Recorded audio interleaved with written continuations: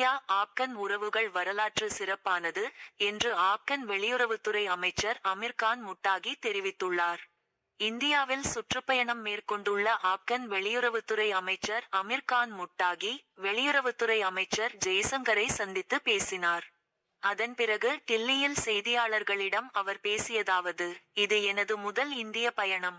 ஆப்கானிஸ்தானில் இந்தியா தனது தூதரகத்தை மீண்டும் திறக்கவிருக்கிறது. நாங்களும் இந்தியாவில் தூதரகத்தை அமைப்போம். இந்தியா ஆப்கன் உறவுகள் வரலாற்று சிறப்பானது.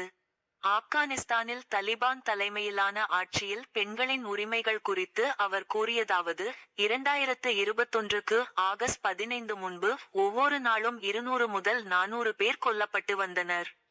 ஆனால் இப்போது அந்த நிலை இல்லை. இப்போது அமைதி நிலவுகிறது.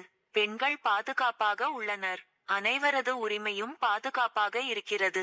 பெண்கள் உரிமை பிரச்சாரம் செய்பவர்கள் தவறான தகவல்களை பரப்புகிறார்கள். ஒவ்வொரு நாட்டிற்கும் அதன் சொந்த பாரம்பரியங்களும் கொள்கைகளும் உள்ளன. அதன்படிதான் அந்த நாடு செயல்படும். அதற்காக நாங்கள் உரிமைகளை நிராகரிக்கிறோம் என்று ஆகிவிடாது. எங்கள் ஆட்சியின் கீழ் மக்கள் மகிழ்ச்சி இல்லாமல் இருந்தால் எப்படி அமைதி நிலவ முடியும்? இந்த அமைதியை அமெரிக்காவோ அல்லது வேறு யாரோ கொண்டு வந்தது கிடையாது. நான் இதைச் சொல்ல வேண்டும். ஆப்கானிஸ்தானின் மக்கள் வெளிநாட்டு இராணுவத்தை ஒருபோதும் ஏற்றுக்கொள்ளவில்லை. யாராவது எங்கள் நாட்டுடன் உறவு வைத்திருக்க விரும்பினால் அவர்கள் ராஜதந்திர கொள்கையின் மூலம் அணுகலாம். ஆனால் இராணுவத்தின் மூலம் முடியாது.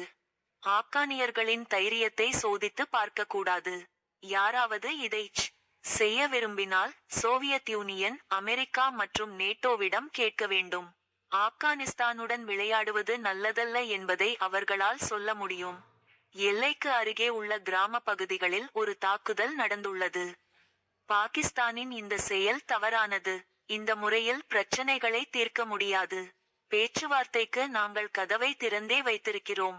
அவர்களின் உள்நாட்டு பிரச்சனைகளை அவர்களே தீர்த்து கொள்ள வேண்டும். 40 ஆண்டுகளுக்கு பிறகு ஆப்கானிஸ்தானில் அமைதியும் முன்னேற்றமும் நிலவுகின்றன. இதில் யாருக்கும் எந்த பிரச்சனையும் இருக்கக்கூடாது. நாங்கள் ஒரு சுதந்திர தேசம். இந்தியா மற்றும் பாகிஸ்தானுடன் சிறந்த உறவுகளை நாங்கள் விரும்புகிறோம். இவ்வாறு அவர் கூறினார்.